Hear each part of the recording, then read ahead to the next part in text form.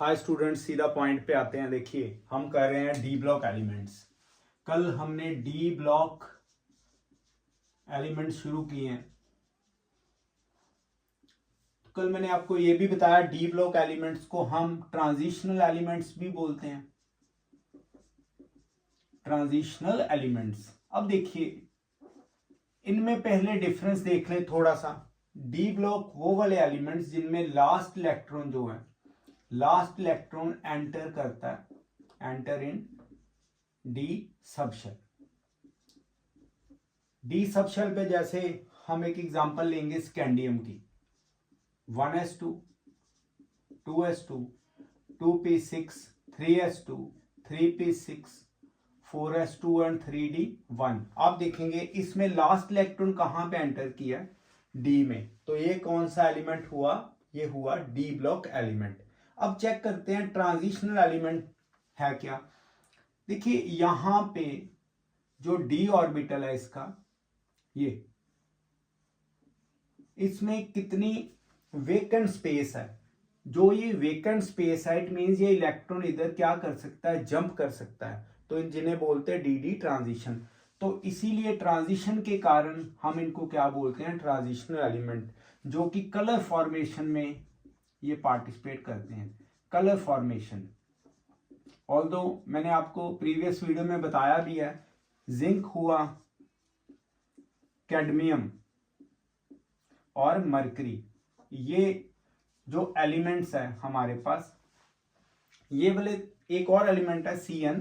But आप ये देखिए ये जो तीन एलिमेंट्स है हमारे पास, ये वाले, इनमें तीनों में जो ज्यादातर क्वेश्चन बोर्ड में पूछते हैं, ये जो डी इनका ऑर्बिटल है ये फुली फिल्ड है। अब कंप्लीटली फिल होने के कारण इसके जो हमारे पास सभी जो ऑर्बिटल्स हैं 1 2 3 4 5 6 7 8 9 10, ये कंप्लीटली फिल्ड है। इट मींस इनमें D D transition, D D transition जो नहीं होगा, जिसके कारण ये वाले एलिमेंट्स जो हैं इनको हम ट्रांजिशनल एलिमेंट नहीं बोलेंगे, इनको हम सिर्फ क्या बोलेंगे, डी ब्लॉक एलिमेंट्स। क्यों डी ब्लॉक एलिमेंट्स, क्योंकि लास्ट इलेक्ट्रॉन इनमें डी सबशेल में फॉल करेगा। इसीलिए जो ये वाले एलिमेंट्स डी ब्लॉक एलिमेंट्स है, ये ट्रांजिशनल एलिमेंट नहीं है। इनके जो सॉल्ट है, बड़ी बार क्वेश्चन आया, सॉल्ट किस कलर के होंगे, कलरलेस होंगे,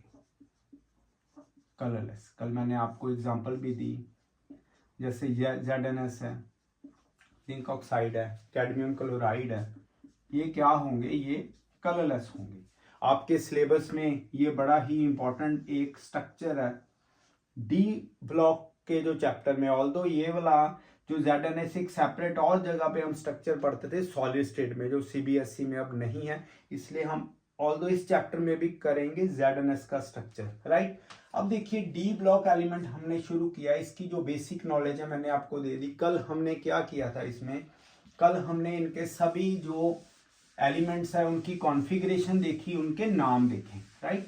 अब थोड़ा सा और हम बेसिक पे जाते हैं। देखिए जी, हमारे पास 1 2 और उसके बाद 13 14 15 16 17 और 18, ये वाला जो पोर्शन है पीरियोडिक टेबल का, ये बिलोंग करता है पी ब्लॉक को। दिस इज पी ब्लॉक, ये पी ब्लॉक है। और ये वाला जो पोर्शन है ये बिलोंग करता है एस ब्लॉक को। समझ के चलना है आपने, ये एस ब्लॉक को बिलोंग करता है। अब ये जो मिडल वाला यहां से 3 से लेके 12 तक, ये वाला, ये जो ग्रुप्स हैं 3 to 12, ये किससे करेंगे, ये डी ब्लॉक में करेंगे, ये डी ब्लॉक है, okay. S block plus P block, ये दोनों जो हमारे पास एलिमेंट्स हैं, इन ब्लॉक्स के जो एलिमेंट्स हैं इनको बोलते हैं रिप्रेजेंटेटिव एलिमेंट्स। रिप्रेजेंटेटिव एलिमेंट्स क्यों, क्योंकि देखिए मैक्सिमम जो पीरियोडिक टेबल बना हुआ है एस और पी ब्लॉक के एलिमेंट्स ने घेरा हुआ है, इसलिए इनको रिप्रेजेंट करते हैं। ये रिप्रेजेंट करते हैं पीरियोडिक टेबल, तो इसलिए इसको क्या बोलते हैं, रिप्रेजेंटेटिव एलिमेंट्स। डी ब्लॉक जो पीरियड्स हैं, ये भी आपने देखना है 4 to 7। ये जो पीरियड है ये डी ब्लॉक का है और जो ग्रुप्स हैं उनमें 3 to 12। ये भी आपने याद रखना है, ये भी क्वेश्चन में आएगा। ये क्या है? डी, हमारे पास डी ब्लॉक एलिमेंट्स का कंसिस्ट ऑफ। क्लियर हो गया? देखिए 3D series, 4D series, 5D series and 6D series, ये वाली किसकी सीरीज है? ये डी ब्लॉक एलिमेंट्स की है। ये वाले पॉइंट्स आपने याद रखने हैं कि पीरियड्स 4 to 7, ग्रुप्स 3 to 12 और 3D, 4D, 5D, 6D series ये याद रखना है। और जिंक, कैडमियम, मरकरी आपने याद रखना है विद एटॉमिक नंबर्स आपको आने चाहिए। और आपको इलेक्ट्रॉनिक कॉन्फ़िगरेशन कल मैंने बता दी, ठीक है। अब हम देखेंगे इनका जो एक बड़ा स्पेशल फीचर है वो स्टडी करेंगे। देखिए डायरेक्टली हम इनका एक स्पेशल फीचर है वो स्टडी करेंगे। पहले इनकी एक जनरल कॉन्फ़िगरेशन भी देख लें। देखिएगा जनरल कॉन्फ़िगरेशन भी एक बार देख लेते हैं। देखिए जनरल कॉन्फ़िगरेशन इनकी, general electronic configuration,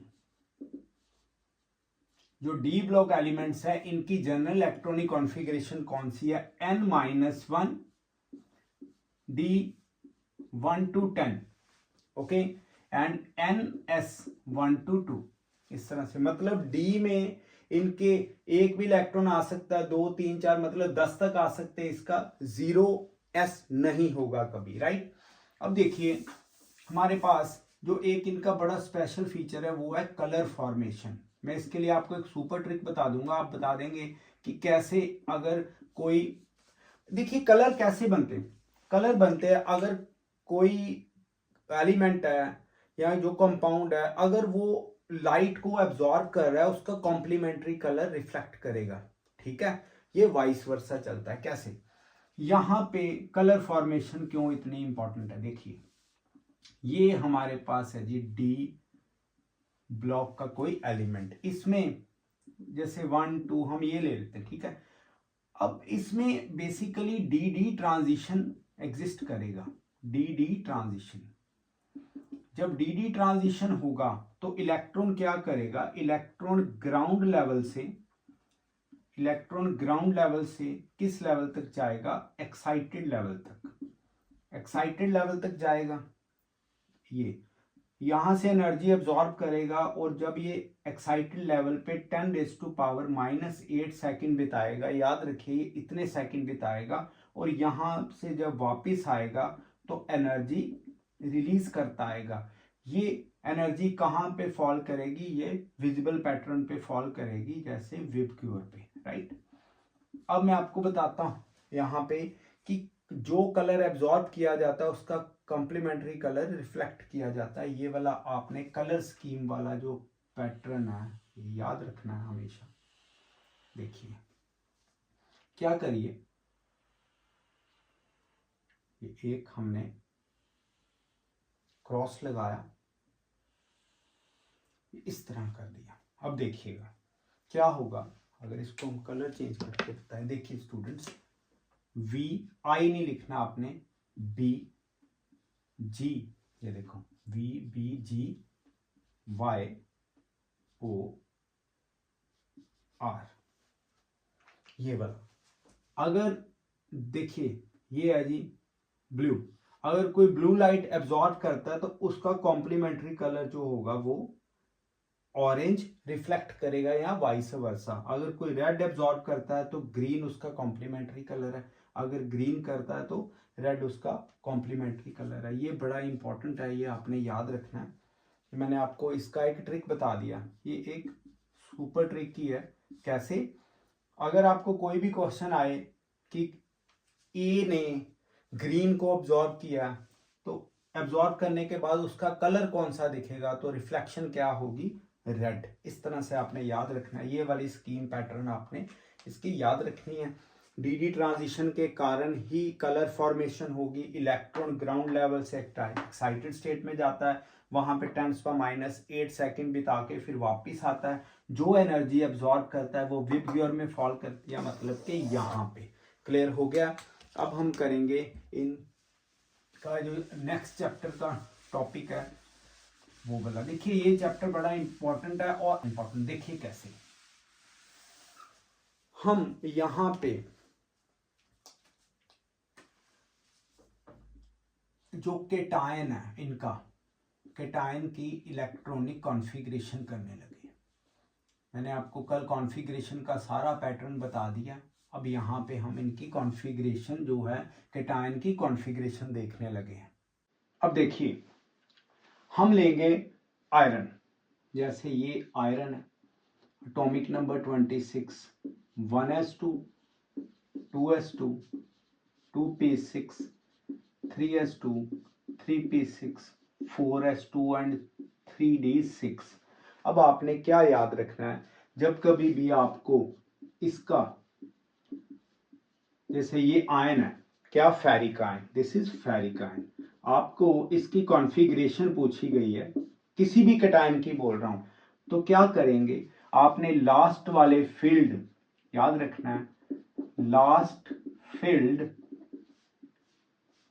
s orbital से ही इलेक्ट्रॉन को रिमूव करना है। याद रखिए इलेक्ट्रॉन को रिमूव करना है आपने लास्ट वाले भरे हुए s ऑर्बिटल से। यहां पे कौन सा है, ये वाला। फाइन, जब ये वाला खाली हो जाएगा तब आपने राइट साइड यानी डी की तरफ जाना है। जैसे यहाँ पे 3d है, क्या आएगा 1s2, 2s2, 2p6, 3s2, 3p6, 4s, और यहाँ पे क्या आ जाएगा 0, और क्या आ जाएगा 3d, एक इलेक्ट्रॉन है तो 5। ये हमने कॉन्फ़िगरेशन करी। अब यहां से मैं लेक्चर को थोड़ा सा और डेप्थ में लेके जाता हूं। हम ये एक्सप्लेन करेंगे आज कि why electron removed from 4s before 3d।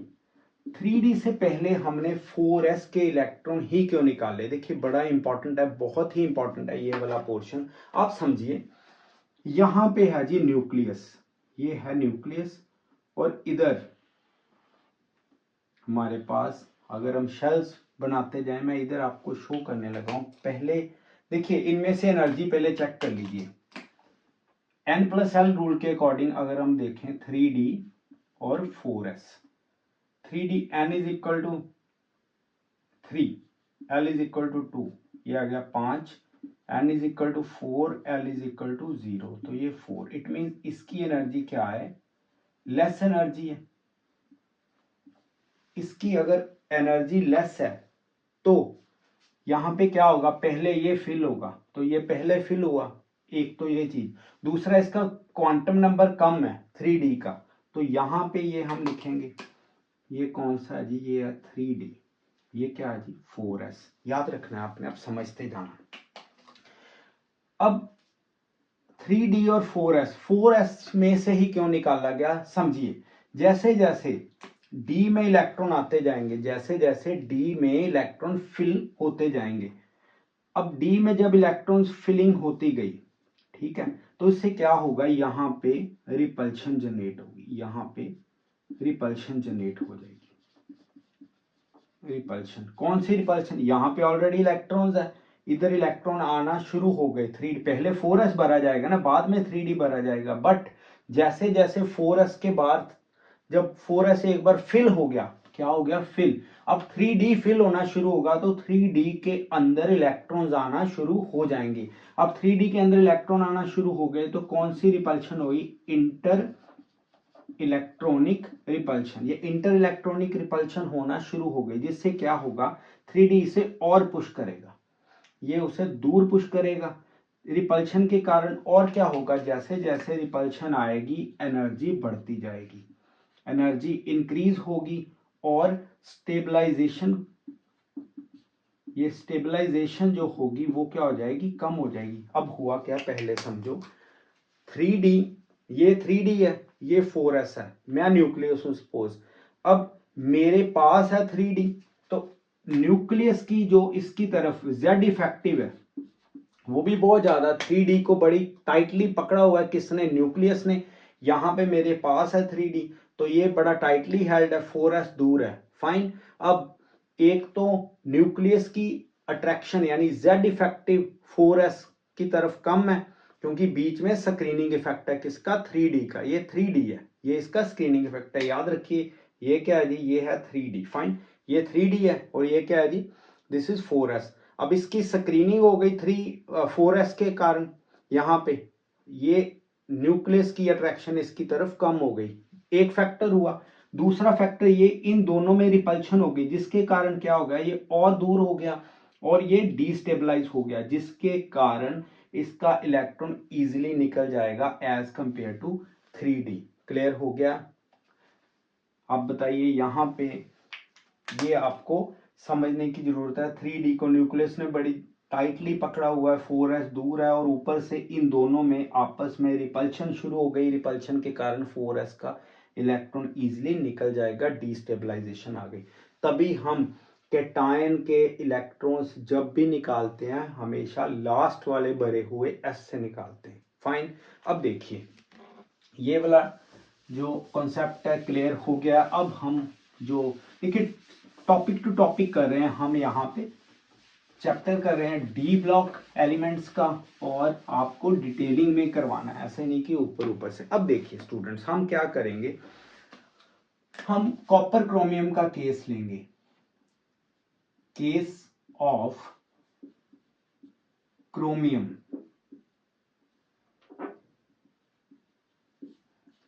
Chromium and copper. Chromium और कॉपर का हम यहाँ पे केस लेंगे कि इनकी जो कॉन्फ़िगरेशन है वो एक्सेप्शनल क्यों है। देखिए हम पहले बात करेंगे क्रोमियम की।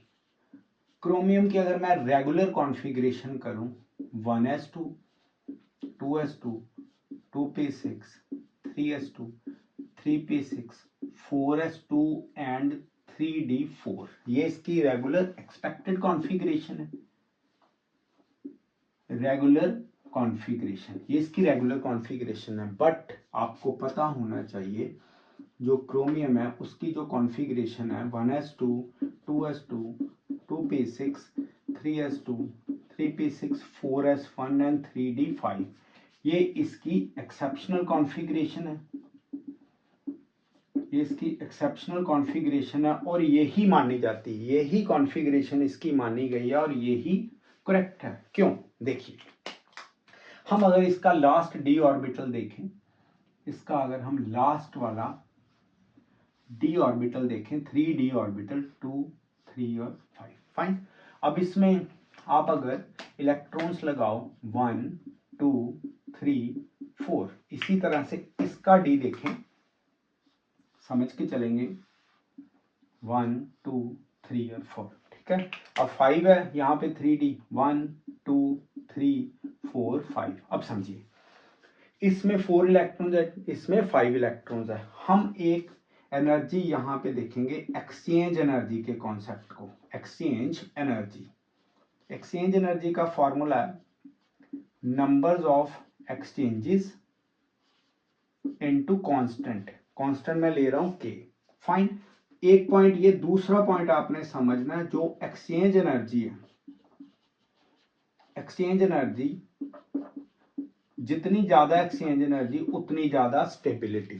फन पता लग गया आपको, पहले आपने एक्सचेंज एनर्जी निकालनी, बाद में आपने स्टेबिलिटी देखनी। अब सुनिए हम यहां पे क्या करेंगे, एक्सचेंज एनर्जी निकालेंगे, एक्सचेंज एनर्जी इसकी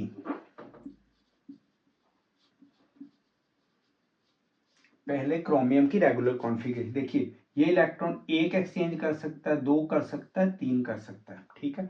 यहाँ पे 3 एक्सचेंजेस है, प्लस ये वाला इलेक्ट्रॉन इसके साथ तो एक्सचेंज हो गई, पीछे नहीं देखना आगे की तरफ। आपको सीधा तरीका बताता हूँ, अगले जितने इलेक्ट्रॉन्स है गिन लो, इसके आगे कितने 3 3 लगा दिया, इसके आगे कितने 2 2 लगा दिया, प्लस इसके आगे कितने 1 1 लगा दिया, इसके आगे 0 है। इन सभी को ऐड करो, आपके पास नंबर ऑफ एक्सचेंजेस आ जाएंगे, 6 है, तो ये आ गया 6, कांस्टेंट लगा दो 6 के। इसकी एक्सचेंज एनर्जी कितनी है जी 6 के, फाइन। अब इसकी एक्सचेंज एनर्जी ले, इसके आगे वाले देखो 1 2 3 और ये 4, कितने हैं 4, प्लस इसके आगे कितने हैं 3 2, आगे इसके 1 है, इसके आगे 0, तो कितना आ जाएगा 10। इसमें एक्सचेंज एनर्जी चेक करते हैं। एक्सचेंज एनर्जी 10 के, आप देख लीजिए इन दोनों में से ज्यादा स्टेबल कौन सा हो गया, ये क्रोमियम। तो इसीलिए हम क्या करते हैं, क्रोमियम की ये वाली कॉन्फ़िगरेशन को ही मेजर मानते, ये ही करेक्ट है, ये ही करेक्ट है, और ये हम ट्रीट नहीं करते। कोई भी क्वेश्चन आ जाए, आपको पता है हम क्रोमियम की एक्सेप्शनल कॉन्फ़िगरेशन को ही जो मेजर मान के इसी में से Cr3 पॉजिटिव के इलेक्ट्रॉन निकाले हैं, कुछ भी। क्लियर हो गया। हमने क्रोमियम का केस देखा है। क्रोमियम के केस में एक्सचेंज एनर्जी के विद रिस्पेक्ट टू आंसर देना है। कई जगह पे ये एग्जांपल दी जाती है कि क्रोमियम के केस में ये हाफ फिल्ड है और ये पार्टली फिल है, इसीलिए। बट क्रोमियम के केस में जो मोस्ट अप्रोप्रिएट हम कॉन्सेप्ट करते हैं, जो डायरेक्टली हिट करता है कॉन्सेप्ट को, ये वाला एक्सचेंज एनर्जी का। ऑल्दो आप एक्सप्लेन कर सकते हो ये पार्टली फिल्ड है और ये हाफ फील्ड है, तो ये ज्यादा स्टेबल है। बट कई बार क्वेश्चन आता है एक्सप्लेन करो ये क्यों ज्यादा स्टेबल है, तो ये इसमें हम एक्सचेंज एनर्जी के थ्रू एक्सप्लेन कर सकते हैं। क्लियर। अब देखिए बात आती है हमारे पास कॉपर की। कॉपर में आप ये चीज बता सकते हैं कि यहाँ पे हाफ फील्ड है या पार्टली फील्ड है। कॉपर को करने से पहले मैं आपको यहाँ पे एक चीज पहले ही बता दूं। कॉपर को करने से पहले जैसे हमारे पास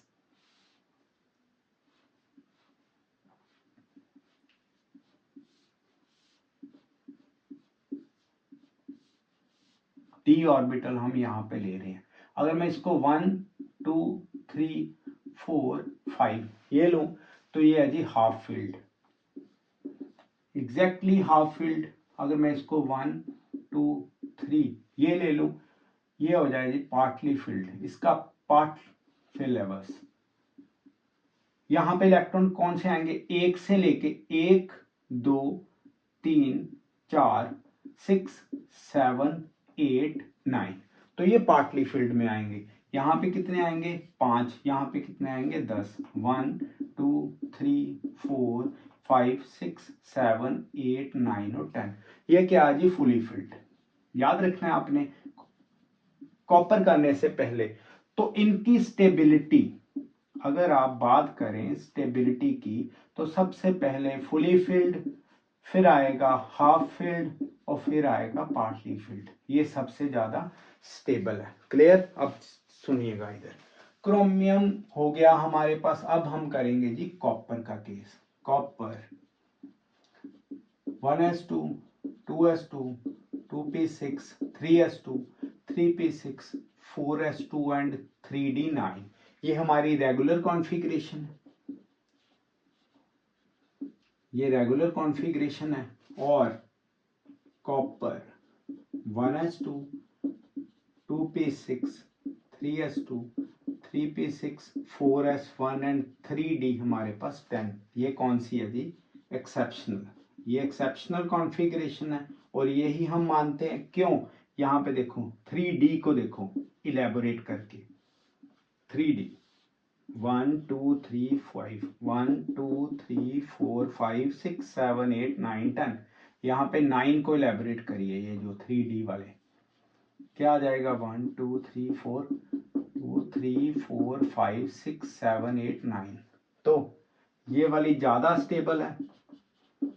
क्यों, क्योंकि ये फुली फिल्ड है, ये पार्टली फिल्ड है। इसको हम कंसीडर नहीं करते, इसको कंसीडर करते हैं। इंपॉर्टेंट क्वेश्चन है यहाँ पे इस डी ब्लॉक की कैटेगरी में।